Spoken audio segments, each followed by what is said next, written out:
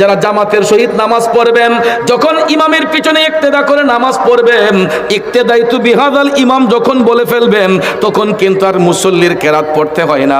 ইমাম সাহেব যেই কেরাত পড়বেন, মুসল্লিরা পিছনে তাইকা যেটা শুনবে, ইমামের কেরাতই হবে মুক্তাদির কেরাত। এই জন্য ভাইয়ের আমার, ইমাম এবং মুসল্লি মিলিয়া জামাতের সহিত যদিও নামাজে দাঁড়াইয়া যায়, নামাজের আয়াত যতগুলা পাঠ করা হয়, কেরাত আয়াত কোরআনের যতটা আয়াত পাঠ করা হয় নামাজে দাঁড়াইয়া, ইমাম সাহেব হুজুর যতটা আয়াতে কারিমা তেলাওয়াত করেন, বুঝতে হবে মৌলার সাথে বান্দার কথাবার্তা চলতেছে।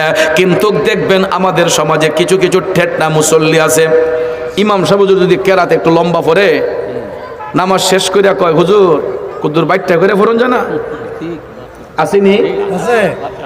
ইমাম সাহেব যদি একটু লম্বা কেরাত পড়ে, পিছনে পরে নামাজ শেষ করে আগে হুজুর দেখে কয়, আজকা কিতা সারাটা কোরআন শরীফ ফুরে গেলেন নাকি? হুজুর আজকা কিতা মনে আছিল পুরা কোরআন শরীফ ফুরে নিবেন?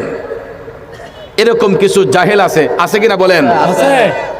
আরে বেয়াদব, তুমি যত বড় শিল্পপতি হও, যত বড় কোটিপতি হও, এই বেয়াদবি তোমাকে শিক্ষা দিল কে?